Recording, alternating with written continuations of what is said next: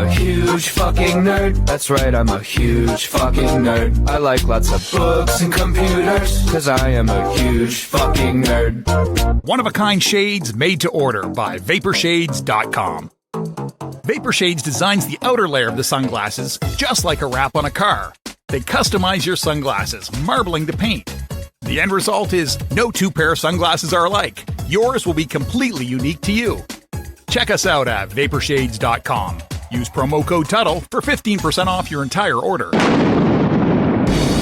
Get ready for your daily dose of Tuddle. The all-time greatest intern/producer we've ever had, of course, Tuddle. Tuddle in Florida.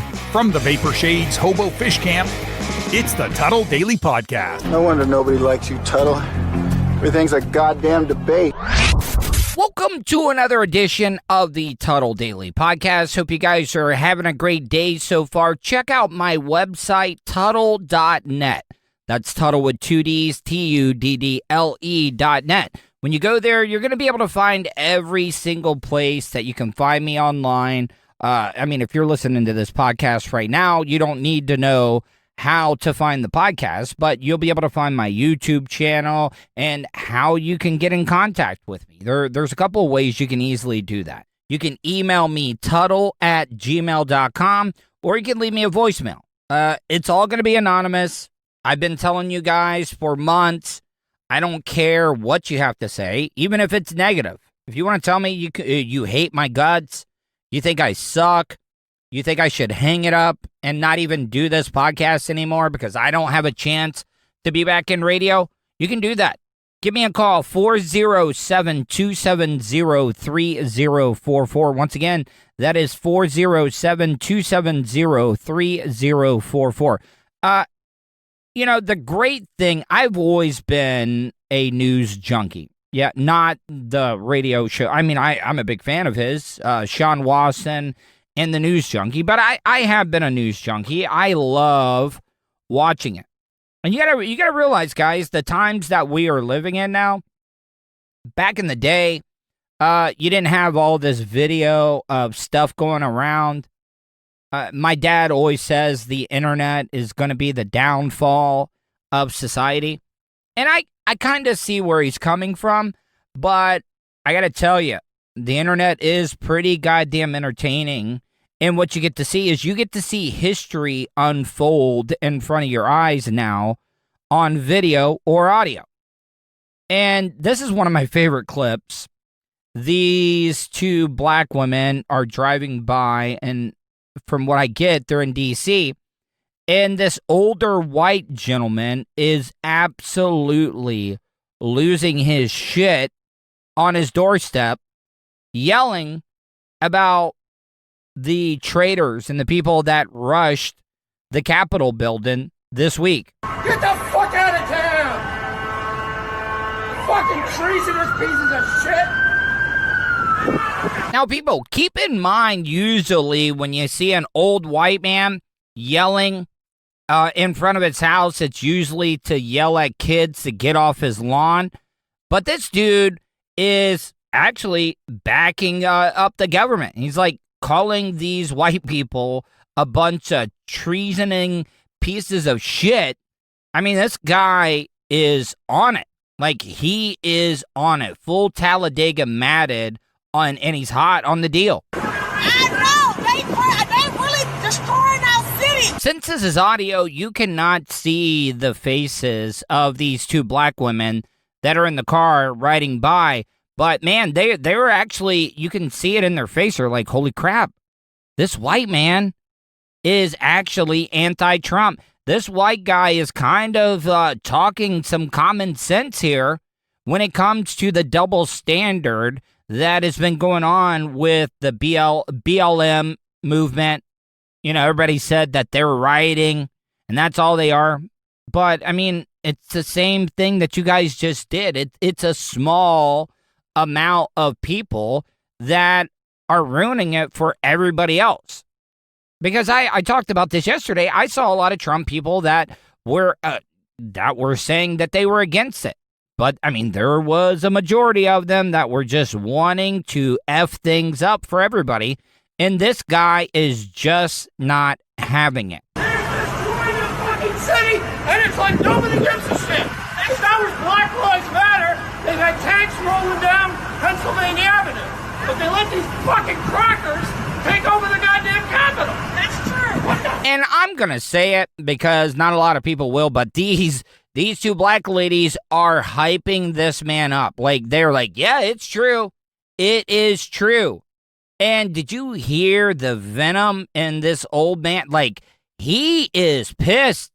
And for him to say a bunch of fucking crackers. But they let these fucking crackers take over the goddamn Capitol. That's true. What the? You know, this guy is a friend of Black Twitter because Black Twitter has been posting this audio, this video clip all over the place. Now, this next piece of audio that I'm going to play for you, I know a lot of people, and I have mixed feelings about it. You cannot force people to wear a mask. I get it. I mean, is it kind of a dickhead thing? Yeah, of course it is. I mean, I've correlated and I've compared the World War II war effort to wearing a mask. When we went to war against Germany and Japan, everybody did their part. Everybody sacrificed for the betterment of the country. Now, when we're asking people to do something as simple as wear a mask, they won't do it. Everybody wants to argue, oh, it doesn't do anything. Well, hey, you know what, though? You cannot argue with me that you not wearing a mask is better than wearing a mask. It just, it does not make sense at all. I mean, that's like, I'm not going to bother to wear a condom. I mean, there's a slim chance that I can still get a chick pregnant with it, or I can get a sexually transmitted disease. I mean, you guys still wear them, though. I know a lot of people don't like to wear them. I mean, I'll admit, it doesn't feel as good when you're wearing one. But, I mean, look on the bright side, you can last longer when you are. But this lady has a freak out. Now, this is a minority that is recording the video, but she got on this elevator, and there was a white woman on there that was losing her shit because she was in a closed space with somebody else. And this is just another case of how divided we are in this country.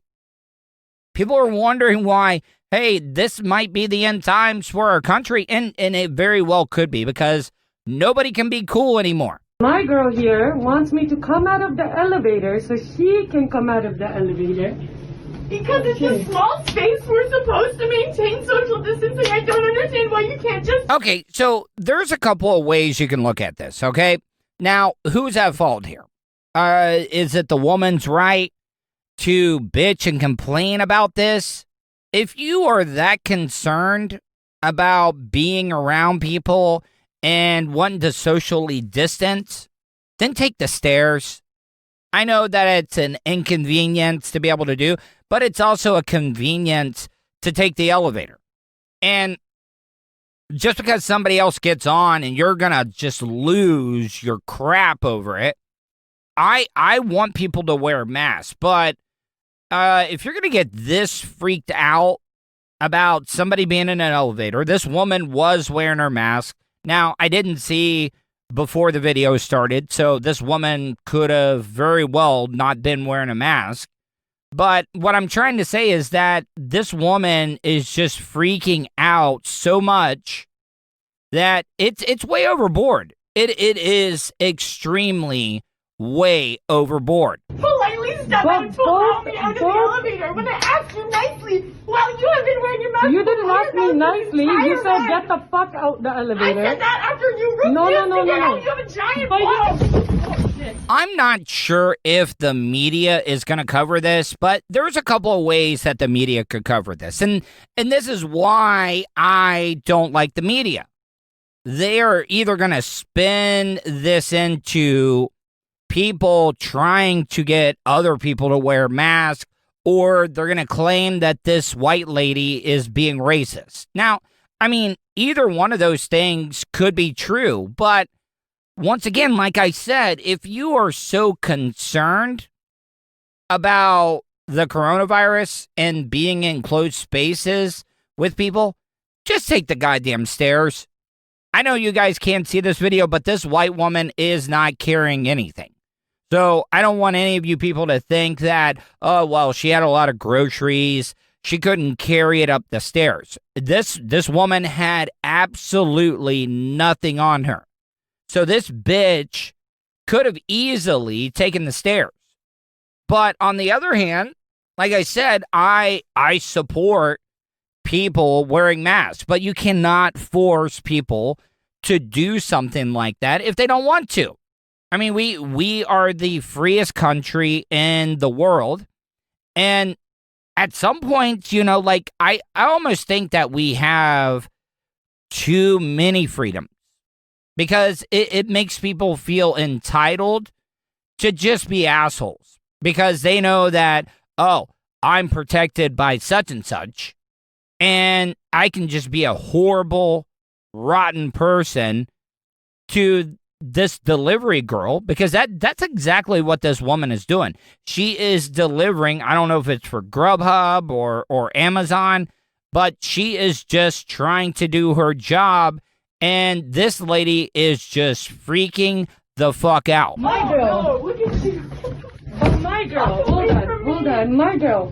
You want to stand in the elevator with me and catch it? Like, you're not making sense, and you might as well get up at your floor. I'm trying to get off of my floor. I can't come close to you. Do you not understand that I have an extremely compromised immune system? Now, this woman could be telling the truth.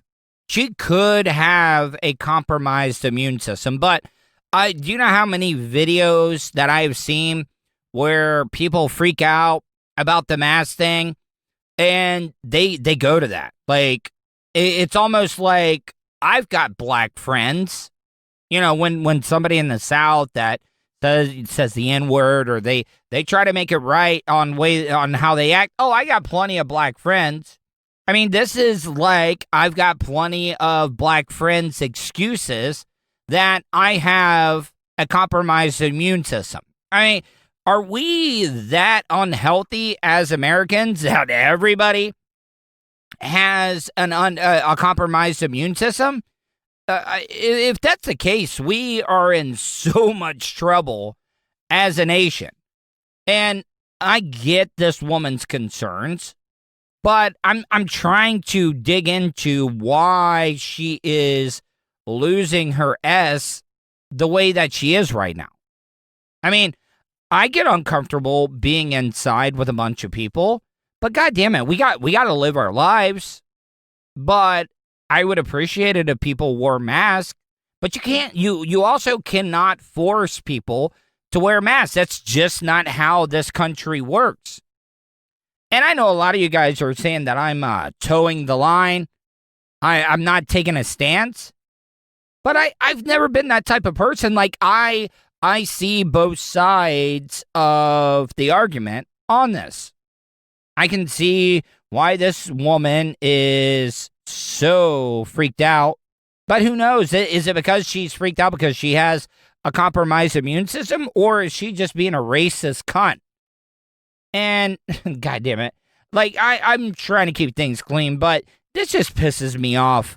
Like, this is just way too overboard. You are a delivery person incorrectly wearing the mask inside of a big building. So like I said, this is audio. You cannot see what's going on. But back to my previous statement, if you are so concerned about the coronavirus and being in closed spaces with people, then don't get on the goddamn elevator. Take the stairs.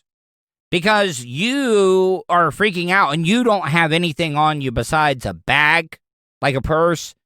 And this is a delivery person. You just said that it is a delivery person, which they have a bunch of stuff on them.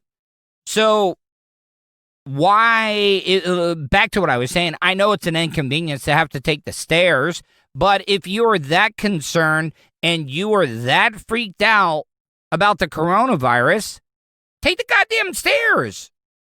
I mean, yeah, you might run into somebody, but you're not going to be riding up a couple of floors in an elevator. So that's kind of on you, buddy. I'm just saying. Correctly worded, guys? Is this incorrectly worded? It wasn't like that the whole fucking time!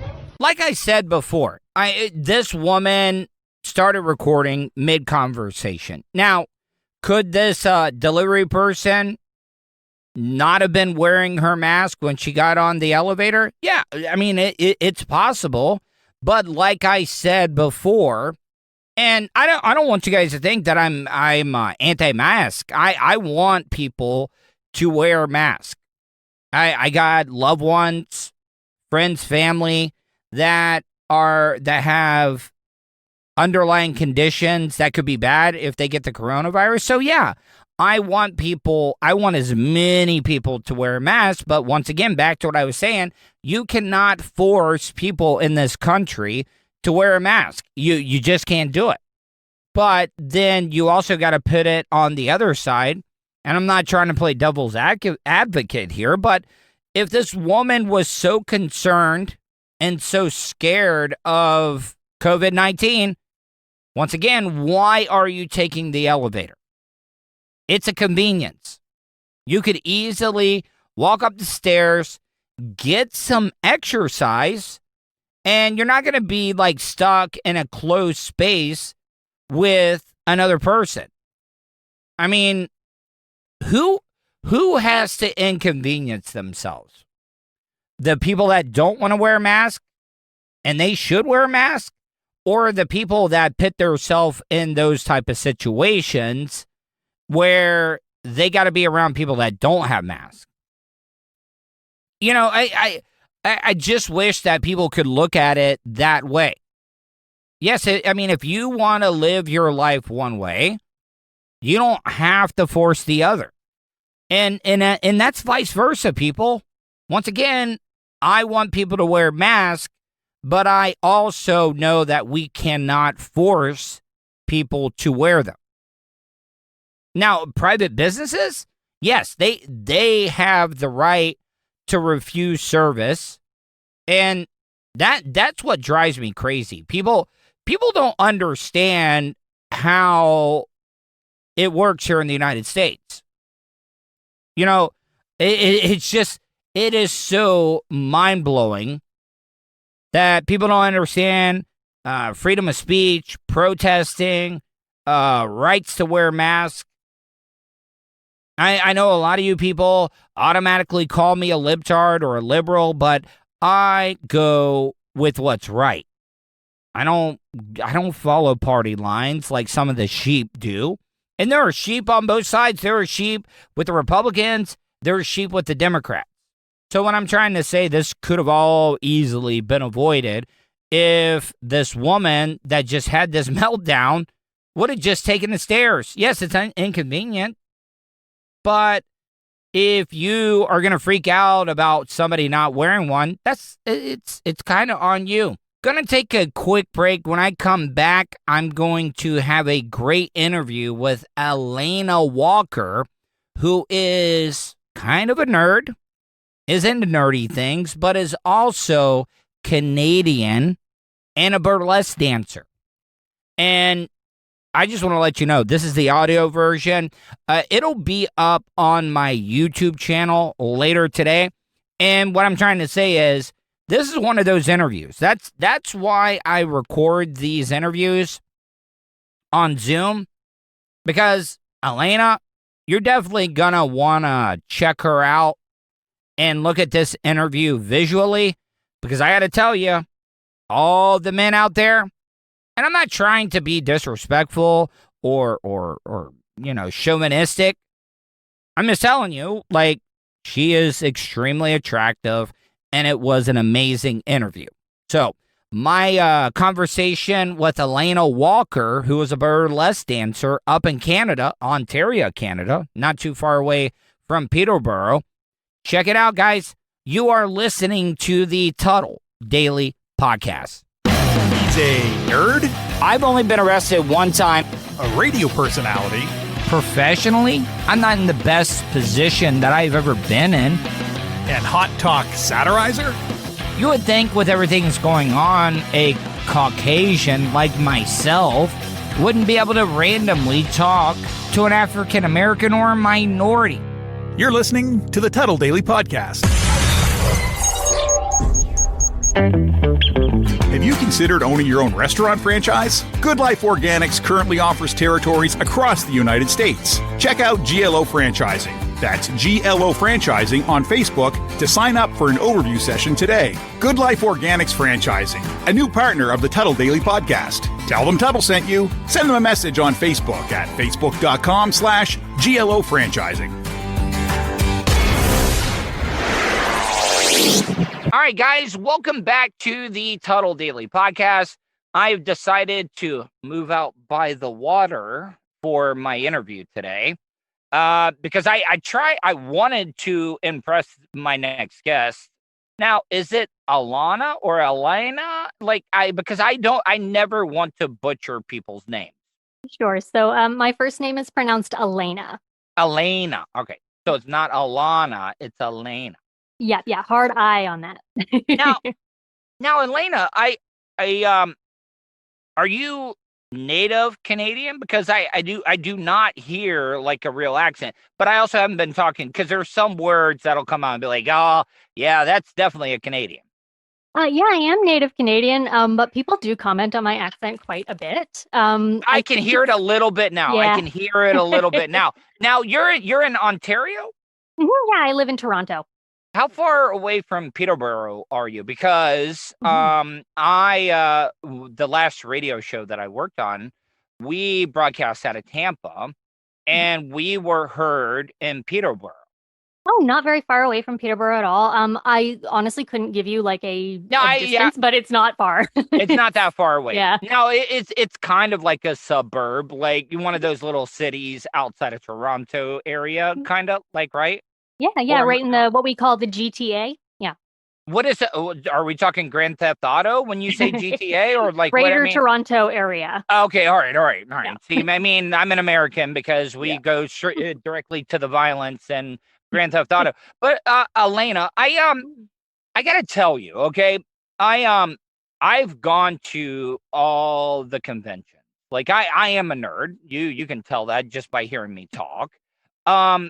And I got to tell you that you are like the girl that gets the attention. But it's got to be hard because I've looked at these cons and I've talked to a lot of women about the cosplay doesn't mean consent type stuff, and I really do feel like women are put in a hard place that are sexy looking, attractive, but also in that nerd wheelhouse. I mean, does that bother you for me to say nerd or no? Oh, not at all. No. Like, I mean, to put it in a little bit of context here, a lot of my costumes are also used for burlesque acts. And, I saw you were a Trekkie. I saw you were a Trekkie in some of your Instagram photos. By the way, I followed you on there. But have you ever had any problems like that? Like, do you go to the conventions? Have you ever run into those uncomfortable moments where those awkward guys will come up and, maybe be a little too touchy-feely or try to get a picture and stuff? I mean, it's got to be hard, right? Oh, absolutely. I mean, I myself have been working in environments where women tend to get approached by men since I was quite young, since I was about 12. My father actually produces a television show that's about cars, so we would go to car shows. Yeah, all right. You're Canadian just came out when you said a boat. A boat, yeah. Yeah. So that one came out. So sorry. No problem. No, like I grew up in rural Ontario too, so like some of it sounds like very country. I know. All right. So, but I'm glad you bring that up, okay? Because here in America, because I work in an audio format, and I pay attention to dialects, because we have them here in the United States, and I went to work out on some jobs up in New York. Now, when I hear myself talk, I don't think of myself as talking slow. I think of myself as very high strung. But the New Yorkers were like, why are you talking so slow? Because you're from the South. But when people think of Canada, you guys do Like, all right, so here in America, we have like rednecks, country people. Do you have that type of stuff in Canada? Oh, for sure. Yeah, absolutely. Like the town I grew up in, like I lived in what was like the suburb, kind Yeah. of, but like you drive for 5 minutes and it's all farms. Like and as soon as you cross the line, it's like same thing as you'd expect in the States. It's like all, your cowboy boots and your uh, shortened and contracted words, and people have an idea of what that means. There's a little bit more of that, I would say, out in Alberta, which is out on Okay. the west coast of the country. Yeah. But even here in Ontario, it's like even though we're so close together, you cross the train track and it's like Mhm. whole other world.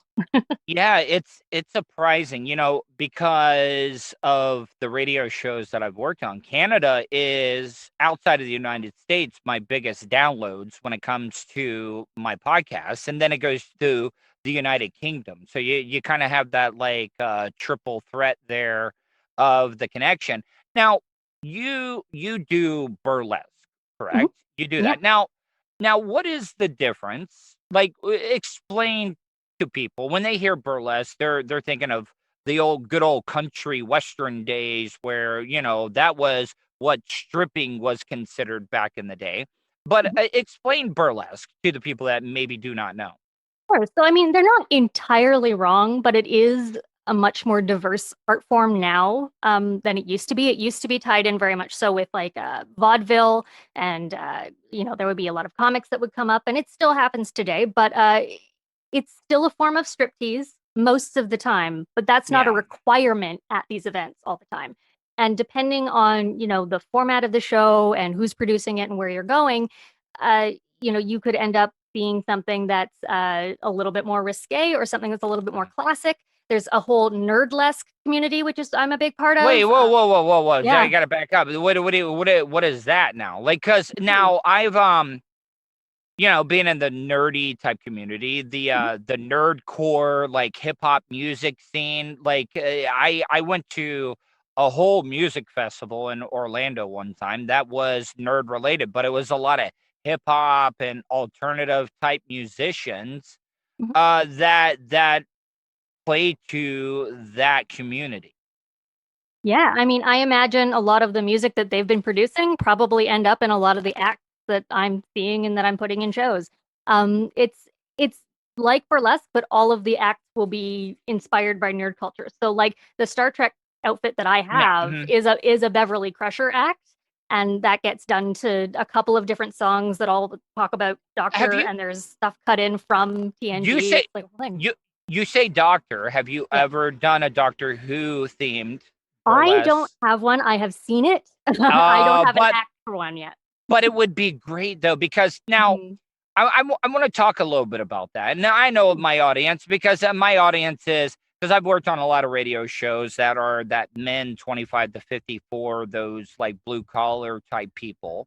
Mhm. But and I know a lot of people are gonna think, oh, this is nerdy, but like it's a great concept. But Doctor Who does kind of make women look like that helpless. I mean, they're still strong, but they are so in love with the doctor Mhm. and they need them. They're like the damsel in distress type thing.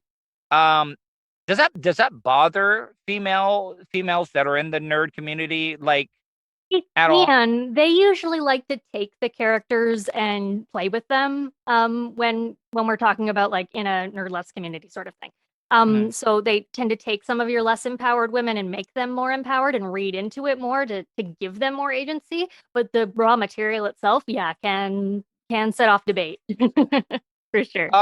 What is if you and I'm not trying to pitch on the spot, Hmm. but what is the as a young girl, if you were a young girl right now, Mhm. and you do, if I had to guess, see, I'm a Southern gentleman, so I don't want to ask how Mhm. old you are, but I mean, I would say like 20s, right?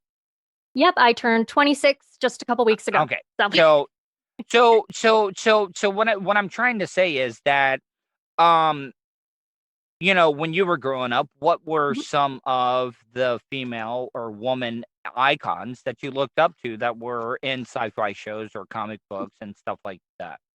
Sure. So I mean, coming up, that's always sort of a difficult place to pull from. But I mean, like that's part of why I picked Beverly Crusher when I did my Star Trek act Mm. because she's like women in power positions, women who have authority, things like that were always sort of interesting and attractive to me. Uh, I'm now trying to think of other other Well, places, but I'll give you some time to think. But while sure. we're on Star Trek, Mm. with all the civil unrest going on here in the United States, Mhm. between classes, races, all that type of stuff. Um, I've always read that the first interracial kiss on TV was Mhm. actually on Star Trek, right? Yep, that's correct. Mhm. I mean, I don't think enough people give that enough credit that a show like that would take that type of risk and chance, especially in that time. Oh, absolutely. And I mean, a big part of that was because it was produced primarily by a woman. Like, I mean, Lucille Ball was the person who Oh, I championed did that not show. know that. I did Hmm, yeah. not know that. Oh, absolutely. Yeah. Like that's why if you look at the end of the credits, it's a Desilu production. It's from her company. Wow, I've never paid attention to that at Mhm, all. And like, because I like to keep my shows light. I like to keep mhm, it on the comedic type level. mhm, I do take the opinions that maybe aren't the most popular at some time, but I've always have been so fascinated by the women that are in comedy. Okay, like mhm. Lucille Ball. You talk about that, like she was kind of groundbreaking, a Oh, woman yeah. that was groundbreaking. But then you look at like, and I don't know how much you know about American culture, but like Joan Rivers, Mhm. when she was hosting the Tonight Show, she never really got a fair shot because that was a man's type of business. They were Mhm. like, "Oh, a woman cannot host this show," but some of the stuff she was doing was groundbreaking at the time.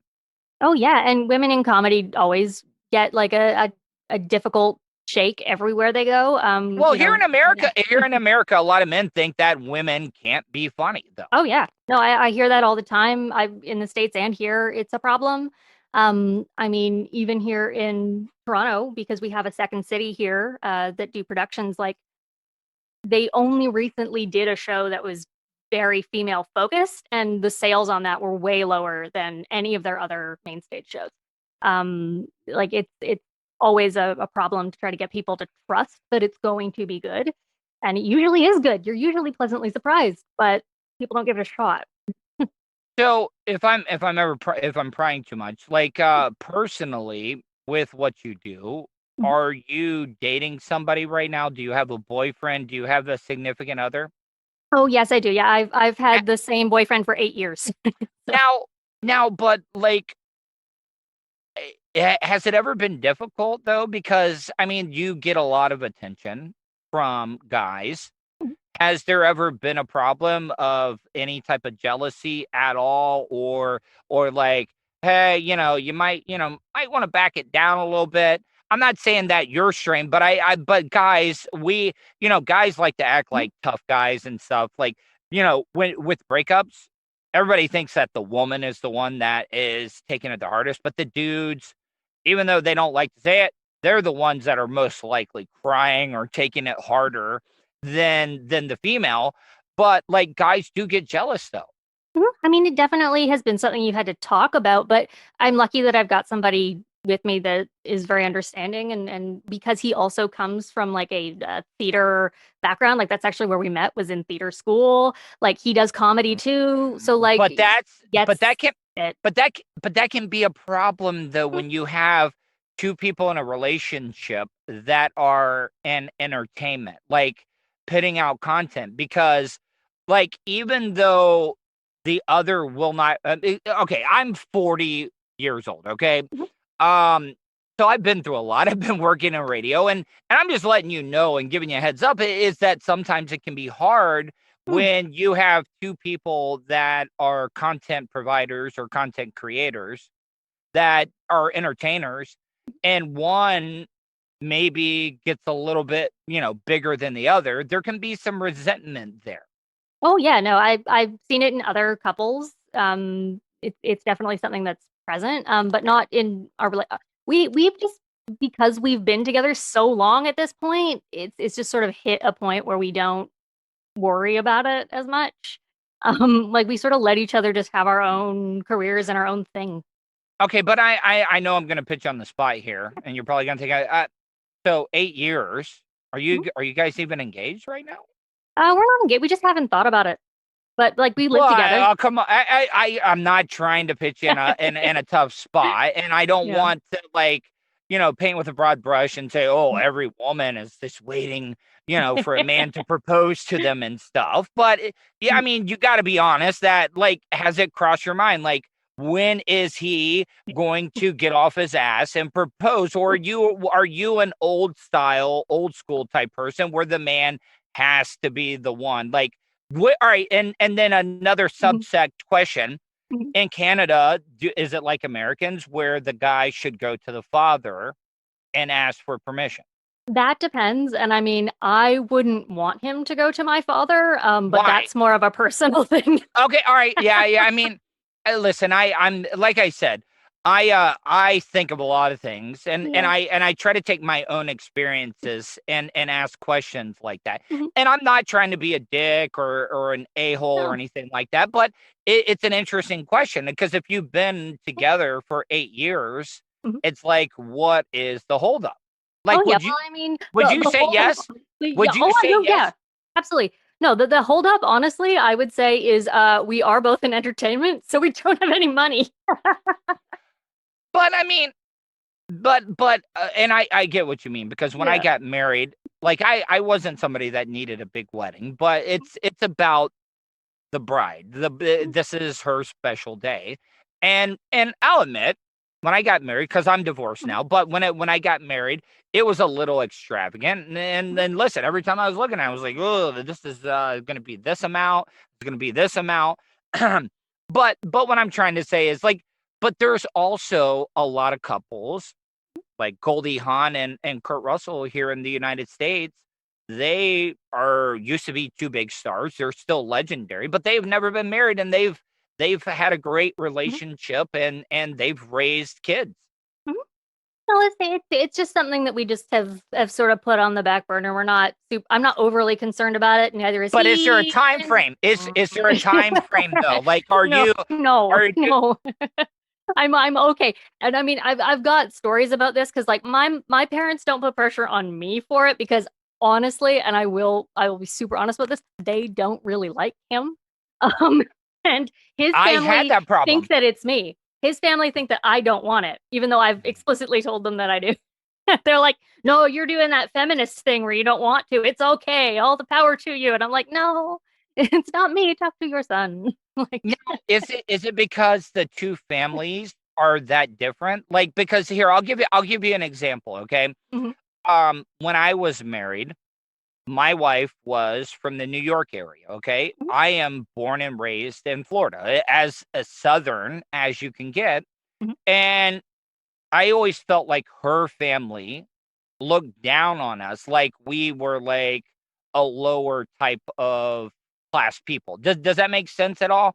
And 100%. His family is from Montreal, so French Canadian, and that's now it a big does the problem. fr yeah, well, okay, all right, so all right, I'm glad you bring that up, and Mhm, you're talking so you have Canadian, then you have French Canadian. Like, mhm. is there a difference? Like, is there a It's like bias? Catholic Protestant, because their family's Catholic, and my family is, I guess, Oh, technically Protestant, but I don't practice, and it's the whole thing. yeah, Yeah. and I just find it interesting because, you know, people wanna talk about differences. You're from a different country, I'm Mhm, from a different country, and we kind of can relate on relationships that we've had with just the differences. You mhm. know, people wanna talk about racism, but I also think here in the world that there is a big class difference. Like, Oh, you know, absolutely. I we mean, like, I'll come right out and say it that like his family is economically in a lower class than mine. Mine's more firmly middle class, and that is a problem for my father specifically. who, and not to be the daddy issues girl, but like he, as even though he is a Canadian man born and raised here in Canada, is a Trump supporter, who has Wow. very strong views on that subject. He is an anti-masker, which is a big problem during a pandemic. He's a whole basket of fun. Okay, so I'm not speaking for you, but I would think that you would not be a Trump supporter and you would be pro-mask because, so I run into that because my dad is a Trump supporter as well too. He Yeah. is. Now I a lot of people could hate their parents for it, but you also have to understand we progress as a society with every single generation. Mhm. It's not that they are particularly bad people, it's just of how they were raised, and that's how I look at it, you Oh yeah, know? like And I still talk to my dad. We still have a relationship. We fight about things for sure, but like I don't hate him or hate anybody necessarily who thinks the way that he does. It's just a sore point between us, right? Because we come from but very different places when we talk about things. but sometimes it's just not even worth like, Mm. my dad will say something and I'll be like, yeah, yeah, yeah, yeah, like I mean, Oh yeah. there's no like point to debating things like that, Oh because it's no, just like gonna I cause problems. oh for sure. No, like I try to avoid it if I can. With him it's a little difficult sometimes. He likes to talk about it a lot. He Mhm. likes to think of himself as like a he used to be a news reporter, to put it in a little bit of Oh, no context. kidding. He thinks of himself as a bit of a political pundit, even though he doesn't work on the news anymore. And Yeah, like he talks about cars with car people. It's a that's different interesting. thing. Yeah. I I and I want to get in talking about and promote everything that you want to talk about. What are you drinking? A bubbly there? I Oh, I thought it think was a that might. Dr. Pepper. I don't Thought it know if was you a guys have that. No, it's just sparkling water. It's just okay. All right. yeah. Because the radio show when I was working with Bubba in Tampa, we had a Canadian listener that would come down and he would bring us like products from Canada that we couldn't get here in the United States. Like Mhm. ketchup flavored potato chips. Like I Yep. don't know what it is with Canadians liking ketchup flavored potato chips, but I got to tell you they were actually pretty tasty. I don't like them personally, but we're big tomato producers up in this area. There's one town in particular, not far from where I grew up, called Mm. Leamington, where all they do is tomatoes. Like you would Ah. drive down the street and trucks of tomatoes would just be going by you, and like the street would have them all covered all over. Like it's a whole thing. All right, so one last serious topic. Mhm, As Canadians, how is the Canadian media, Canada media, mhm, portraying what happened mhm. yesterday in America's national capital? For sure. So I mean, from the media that I've seen here in Canada, it seems to be most similar, I think, to the coverage that CNN is giving it. So it's Mhm. definitely more on the left side. Yeah, Yeah, like all of our media here is very left wing, honestly. Which center to left, I'd say. There are very few right wing outlets yeah. here. You have to look for them. But yeah, it is generally people are just shocked and really horrified, just the same as the States would be because we're so close. Canada likes to think of itself as like a suburb of the US in a lot of ways. So, Well, I mean, you guys have vested interest on what's going on in our country because mhm, we share a border with each other. So yeah. it's like, I completely understand that. Now, so let's get off the serious stuff here. Now, tell people if they want to check out any of your content, like your social media, Instagram, Mhm, Twitter, Facebook, whatever it may be, a website. sure. How can they find all of your stuff? Sure. So, my stage name is Dottie Champagne. So all of my socials are under that. So you can find me on Instagram. I am on Twitter, although that's not super active. Instagram's my main outlet. You can also find me at alenawalker.ca. So that's ALAINA. And I do also have a web store that's launching soon that will include merch for the new podcast I'm about to launch. Um, I have a lot of different stuff here, so I hope I'm not overwhelming you. But I've got No, no, go ahead. yeah. So the web store is called Dottie and the Duchess. Hmm. .ca.com. You can get it either way. And Yeah. the podcast is going to be called Sparkling Wine, spelled WHINE, Oh. with Dottie Uh, Champagne.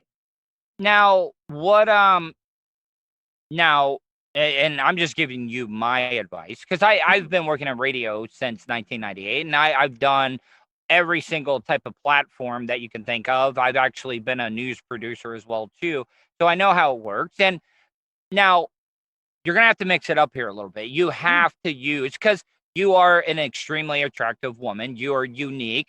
Now, because and what would you say this? And please don't take offense to what I'm going to say. Okay. Mhm. Um, I think more men are are are are are being attracted and interested into more of the unique, interesting type woman. Okay. Mhm. But you have both of that. You're unique, you have a great look to you, and you're attractive as well, too. And then what I'm saying is use that. So when you do this Mhm. podcast, is it going to be a video content or is it going to be just straight audio? So I'm working with a producer right now to figure out exactly how we can do it, but we are considering doing live streams to start, like on Twitch potentially, where we talk with our guests there, and then launching it as a podcast afterwards, releasing it as an episode. Yeah. So that's what I do. Like this, Mhm. what we're doing right now on Zoom. Okay. Mhm. This is going to go up on my YouTube channel, and then I'm Mhm. going to take the audio from that and repurpose it for my audio podcast. Mhm. Because I know like my men audience, that Mhm. 25 to 54 is going to be like, hell yeah, they're going to hear the audio and they're going to go to my YouTube channel because they're going to want to check out like what does she look like? And guys, I'm telling you, you're gonna want to go to my YouTube channel to check her out. Now, are you a natural ginger, or is like because Mhm. Americans they love the redheads and stuff like that. I am Now, not a natural ginger. I do dye my hair, but okay, my natural hair color is sort of just like a mousy boring brown, and I'm not mousy that's boring me. brown. I mean that's me though, but I like it though. I think it's a good Mhm. look. And the glasses, a lot of guys don't. If you look, everybody tells me my glasses are nerdy. They're too thick and everything. But I tell people I do that on purpose. Like Mhm. I don't want to have the thin like wire frames. I want to go as thick as I can. I want to go with the hornbill rimmed or whatever, Mhm. as nerdy as possible as I can get. Oh yeah, no, if I'm just out in my everyday life, I'm wearing glasses all the time. And I mean, I got real lucky. I found a site online where I can order my crazy weird prescription for really cheap, and You I go ordered like Warby. 50. Those look I've Warby used Parkers. them, but there's one here in Canada called I Buy Direct, and it comes Okay. out of Vancouver, so it's like not bad for us here with all the shipping, and it's Mhm. like 50 bucks Canadian, which is not Yeah. bad for a pair of glasses when I say that I am blind. Like my eyes are two different shapes. I need to get like super crazy weird grinding done, so for it to be $50 is amazing. And then I've got like 15 pairs of glasses and they're all crazy frames. Now, yeah, I mean, because a lot of the reason I brought up Warby Parker is like Mm. all the nerds in America they love to go because they have a Mhm. very classic, like rustic type look to their frames and stuff. Uh why haven't you gone with contacts? Or are you just not like comfortable putting stuff in your eyes? I wore contacts all through high school. So like I'm used to them. Honestly, it's just they're so expensive for my weird eyes. So I just at one point, especially when I first moved to the city, I just didn't have the money for them. I fell out of it and now I just don't wear them. Yeah, Like but I I thought don't. us as Americans, we think that Canadians, they don't have to pay for anything when it comes to Oh, health costs. that's a lie. You No, have to but pay for everything with your eyes. Your eyes are not covered at all unless you like really? poke your eye out. Yeah, like Are you you don't get are you anything covered. what about dental? Like is that Mm-mm. covered for you? No, Nope, so not at all. they're I haven't seen a see, dentist in like 10 years. see that's the thing about it. Canada's got a great promotional like hype guy that's saying, Mhm. "Oh yeah, everything's covered." But Justin Trudeau is not giving you those eyes or teeth work. Oh, It's like no, you're no on your eyes own or on that teeth. one. Yeah, you gotta hope your employer will give you benefits, and very few do here. I mean, I also have a day job. I work a full-time job, and I'm not What do getting you anything. You don't have to say where, but can you give me an idea of like what you Mm, do? Like, I mean, yeah. I Okay. work in the hospitality industry the rest of the year. So like I worked my way up from being like a restaurant host to now I work up in corporate events. Okay. So I'm so happy that you brought that up because one of the first full-time radio jobs that I ever had, the host of the show, I was his producer, and he brought it up. It's a great point. People that are interested in being an entertainer or having relationships or being able to make that connection with people. Well, I mean, so when you mean by hospitality, were you like a waitress, a server, and stuff? yeah, so I was primarily a host, and like that's one of the things I'm very, very good at actually is But it managing a helps though, floor. right? So Because yeah. because the guy that I worked with, he said working in the hospitality industry helped his people skills because Mhm. there's times where people are going to be complete jackasses. Oh Like, God, like I've been physically attacked before at work because I won't give someone a table. Like shit is crazy. yeah, exactly. But you still have to keep calm and carry Mhm. on, like the Brits would say. Mhm. Um, but I mean, it had to have helped you out with your people skills. And it made sense to me when I heard the host say that. Oh yeah, no, absolutely. I am a firm believer that like everybody in the world should work a service job at least for a little while because it helps you just learn how to interact with other human beings and it gives you a Mhm. lot more empathy too. Like when you're going in like I mean, I tip like crazy at restaurants because I know. I'm glad you bring that up. Okay, so I have spent most of my time in the Orlando area. Okay, now we have all the theme parks. A lot of our economy is based on tourism. Mhm. And people don't believe me when I say this. Other countries, they just don't tip. Do Mhm. do Canadian do Canadians tip? Is that like a custom? Yes, Canadians do definitely tip. And the general thought is around 15% is like okay, but that's like Mm, for did they bring you your food at all? mm, And then you should be tipping more than that. But I mean, you do also still get some of the older people who are like, I'm not tipping or I'm not tipping very much. mm. I've also like I see a lot of the same stuff you'd see in the States. Like I've even had that guy come into the restaurant who like puts a stack of money down on the table and says, And they I'm gonna take it take away. away. Yeah. You Yeah. know what? I would just tell you, hey, buddy, I'm not a dancing chicken for you. I'm not going to beg for that money. And I think that is a really asshole thing to do Mm, to put money on the table and be like, oh, I'm gonna take a little bit every. You know what I would say? right. Hey, there's a nice place down the street because I'm not going to just bend over backwards. Like I'm gonna do my job. I'm gonna be Mm, polite, and just don't think like because it almost makes it seem like, hey, you're like a slave or something. oh yeah. I know slaves don't get paid, but what I'm saying is it's kind of like, oh, I'm gonna just pull money away from you, and Oh I yeah. just I think that's always just kind of Oh, a that's screw. like the rudest thing, one of the rudest things I've ever seen. Like, I mean, but that's a good reason to try out working in one of those industries because we'd have less people like that if they got it a little bit more, if they were on the other side of it, at least at some point, right? Um, so I talked a little bit about this, Mhm. about the cosplay, especially the women at some of these places. Mhm. They get uncomfortable, and I'm just being honest. I'm sure. Have you ever run into with what you do that over aggressive guy that maybe might be into you? I'm just gonna come out and say it, like stalker Mhm. type guy. Oh yeah, You absolutely. have. Oh yeah. No, I mean like and that's the thing. You would think that you would get it more in the communities that I'm in and like when I'm actively at a show and I'm trying to perform, like you'd think that would be where I would get it. That's not where you get it. I mean, you do get some of it there, but it tends to be after the fact when you're like least expecting it. That's when they come out. Yeah, but they don't wanna let you know, like, they'll be Mhm, cool and calm around you, but they're mhm. like, "Oh, I was watching you the whole." And I'm not trying to, like, freak you No, yeah, out or anything, no, but I mean, yeah, I'm sure you have to be careful, like, eh absolutely. And I mean, there are guys in the community. Luckily, a lot of the people who are fellow performers or fellow models, everybody all sort of talk. We're all friends. So, like, if somebody has a bad experience with someone, everybody's gonna know.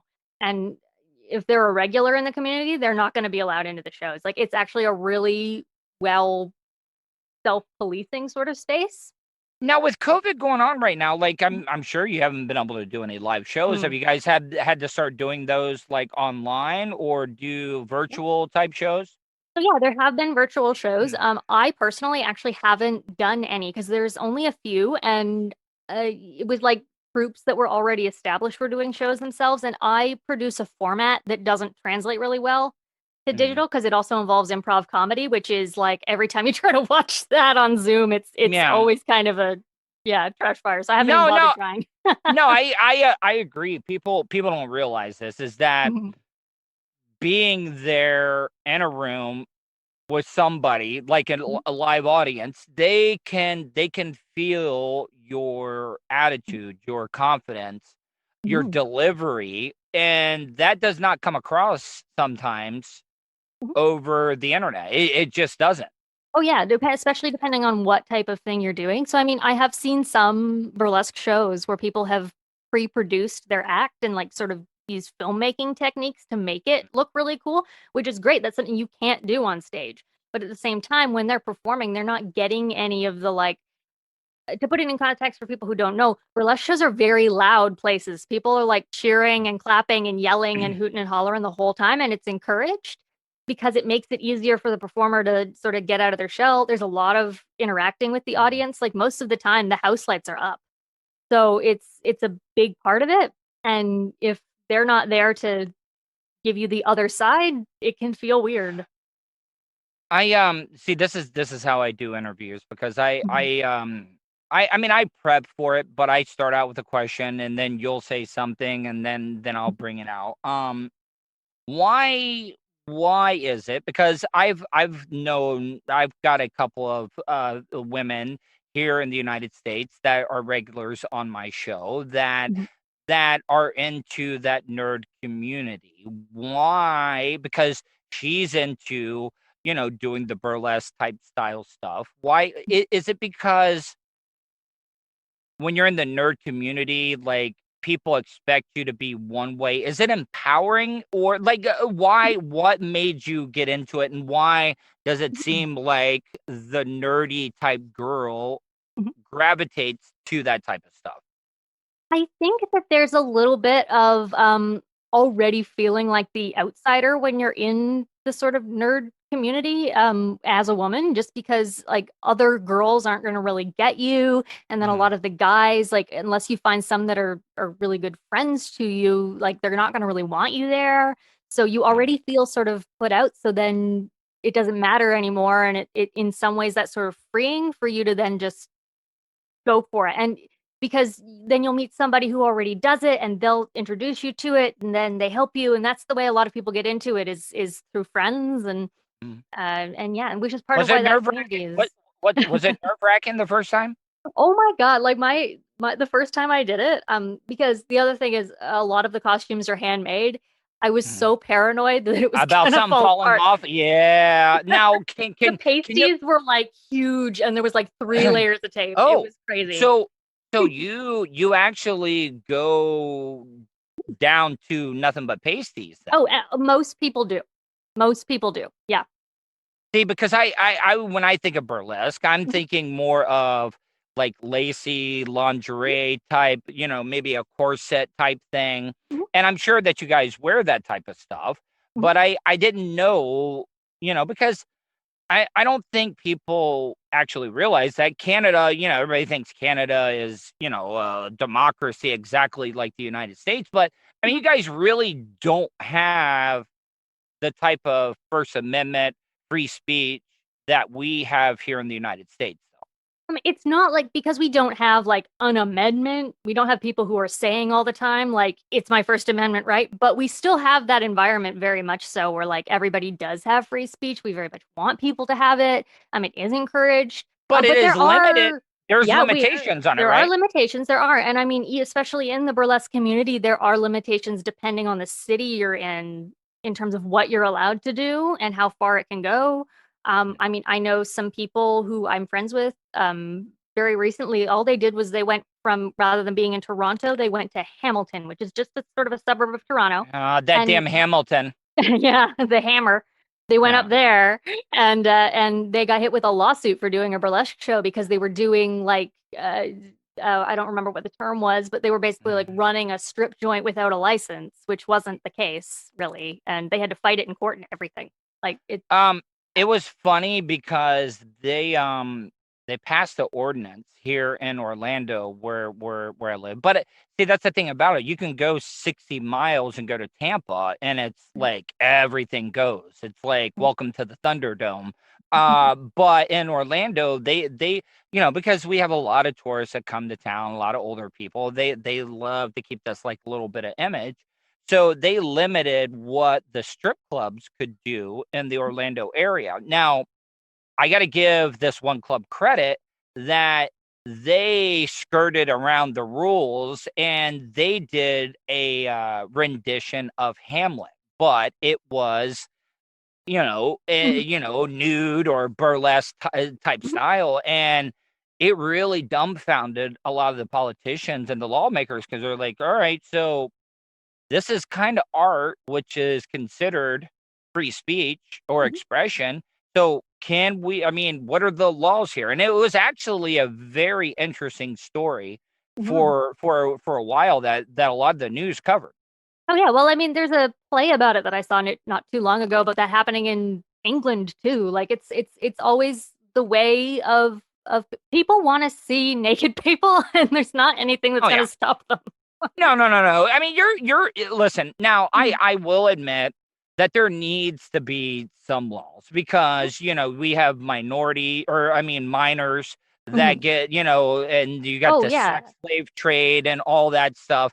So yeah, there needs to be some law set in place, but how I've always looked at it, if it's a verbal contract or two consenting adults that are not being forced into anything and they want to do that, I have absolutely no problem with that at all.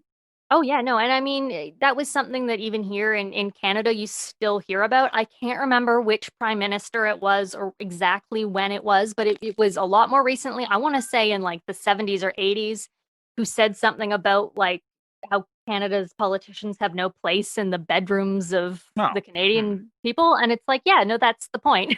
so No, I mean, so yeah, like as long as nobody's being hurt, I don't see the problem, and that's why having to skirt around rules can be frustrating, but it can also lead to artistic expression. So, but the sad thing is, I don't know if it's this way in Canada, but the ones that are wanting to judge us, the ones that are wanting to make rules are the ones that have the skeletons in the closet or the ones that are the freakiest of them all or have some like really extreme kink that they're into.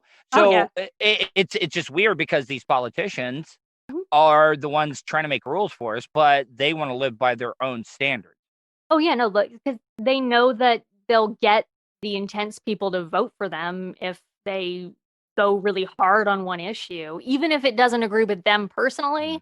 You just have to see where anger begets more anger, and it gets people fired up. It's politics are like that, and it's unfortunate, and it's something that, like, I mean, you would have seen much more of it in the States than even we do here, although we do see it here too. Elena, Mhm. right? I want to make sure I pronounce that right. Yes. I could sit here and talk to you forever, but I don't want to be that guy. So what I'm trying to say is I want to have you on again. I hope you enjoyed this. I hope like I didn't get too personal. I hope that it was a little enlightening conversation. Mhm. I don't know. I'm just, because I have low self-esteem. So I'm thinking the whole time, like, she's like, when is this creepy nerd gonna get me off this interview? So, Nah, you've been fine. You've been absolutely fine. so tell people once again, if they want to check you out, where can they go? For sure, yeah. So you can find me on all the socials at Dottie Champagne.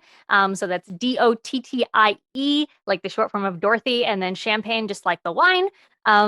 So that's Instagram, Twitter, Facebook. I'm on all those. And then keep a lookout for Sparkling Wine with Dottie Champagne, which will be launching very shortly. All right, Elena, I really appreciate this, and I look forward to talking to you again. Okay.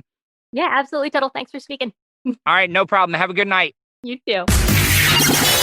From the Vapor Shades Hobo Fish Camp. Man, maybe I would have way more sex partners in my life if I just threw caution to the wind.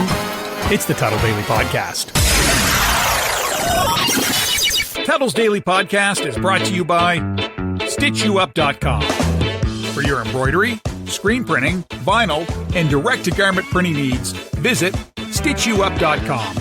Stitch You Up specializes in custom caps, shirts, decals, and anything you want to personalize. Whether it's one item or large orders, they can handle any size. Unsure about what you want? Let Stitch You Up help you with your logo design. Visit StitchYouUp.com or contact them, Eric at StitchYouUp.com. Stitch You Up. Definitely not your grandma's embroidery. Welcome back to the Tuddle Daily Podcast, last segment of the show. I'm actually really excited about tomorrow. The guys from Funny to Informing, just search Funny to Informing. They're available on iTunes, Spotify, iHeartRadio, but they are a very popular podcast in the Orlando area. And John and Chris have become really, really good friends of mine. I've appreciated everything that they have done for me. I mean, they're kind of responsible for me wanting to start a podcast. Because I was just doing the video YouTube stuff for a little while. And it wasn't until they came over to do a one-on-one interview, well, two-on-one interview here at the Hobo Fish Camp. And I had a great time with them, and we really clicked. We connected, and I'm really impressed what John and Chris are doing with Funny to Informing. So keep an eye out for that. We're going to be recording stuff for my show, and then we're going to be recording stuff for their show. And I always have a good time. And I would like to hear from you guys. I would like to honestly and seriously get some feedback about Ciroc. I love Ciroc, and I think that we gel pretty well on the air. Well, I mean, we're not even on the air, but with the podcast. You guys get what I'm saying. And I would like to hear from you. Because, and I'm not even saying if you guys hate him on the show that I'm not going to have him on anymore, because I have an amazingly good time every time that Ciroc is on. And if you want to check out his stuff, it's called the Weekly Review, and it's based out of Tampa. Great podcast. So check it out. But I honestly, I would like to hear from you. I mean, do you guys like what Ciroc brings to the show? Because I do. So back to that whole radio guy host having an ego. I'm kind of got an ego on this one because I like it. It's nice to have somebody, and a lot of you people are thinking, oh man, they must prep a lot. No, not really. Could you imagine what type of radio we could do if we actually prepped and planned what we were going to talk about? Because everything that you've heard so far that me and Ciroc have done is just off the cuff. When I go on his show, I don't know what he wants to talk about, and he asks me, and I just roll with it. And vice versa. The same thing when he comes on the Tuddle Daily Podcast. He doesn't know what we're going to talk about, but he's able to roll with it. And I like that because it's real. Because a lot of these shows, you know what they do? They everything is pre-planned. Everything is calculated. And it never, ever sounds like real. And by real, what I mean by just genuine. Bob and Tom, everybody says that they've been guilty of it. When they have comedians on, they set up the jokes. Or like the comedian will come in and he'll be like, all right, so I got this routine. I need you to ask me this question so I can go into my routine about men leaving the toilet seats up. So do you get what I'm saying? I've talked about this. I remember the first guest that I was responsible to bringing in the studio. I brought him in during the break before they were live on the air. And I get why Ron and Fez did it. Ron and Fez read me the riot act. Ron Biddington, Fez Watley. They're like, this is why you do not bring the guests in during the break. You want the initial meeting on the air because you cannot recreate that. No matter how good the host or the guest is, you're just not going to be able to recreate that.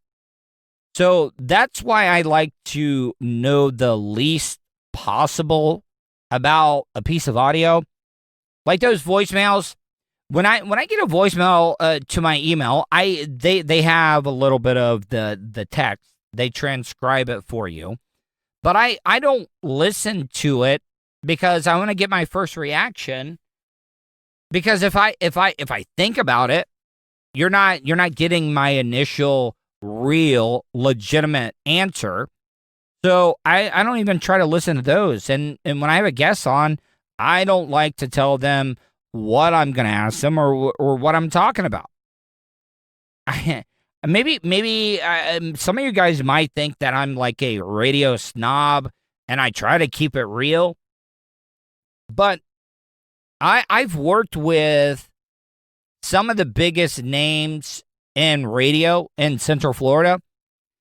And a lot of you guys you got fired from them all. I had a great run with Real Radio 104.1. I was there from 2000 to 2010. And then I was with Ron and Fez before that for 2 years. And I was on and off with Bubba from 2010 to 2020. And then I spent a little time with Drew Garabo, spent a little time with Mike Calta. So in the long run, for 22 years of radio, I really have not had a lot of different shows like you guys like to make it seem. But I've learned from a lot of those people, and back to being a radio snob, that I really don't think I'm being, because those guys that I've talked about, Ron and Fez, Monsters in the Morning, Drew Garabo, Jim Phillips, some of the program directors that I've worked with, Bubba the Love Sponge, Drew Garabo, Mike Calta. So I've learned a lot. Has it helped me? No. Because I'm, once again, broadcasting out of a beat-up 2006 PT Cruiser. So yeah, things aren't going really, really well for me. So what did I learn? I learned a lot. I just, things from my past caught up to me, made me do stupid things, and I'm not making excuses. I burned a lot of bridges, and I'm trying to make them up. I really haven't said anything bad about Bubba at all since I've been gone. So, to the Bubba army out there that thinks I'm mad at Bubba or I don't think he's good anymore, no, Bubba's still the GOAT. He is still good at what he does. I'm a little confused by things as of late. Not on stuff that he's done, but I'm just talking about how it's changed. And that's about it. Guys, hope you enjoyed today's show. Make sure you check out my YouTube channel later today. You'll be able to see the interview that I did with Elena. And I'm just telling you, you're going to want to see the visual version of this interview. Talk to you guys tomorrow. Be safe.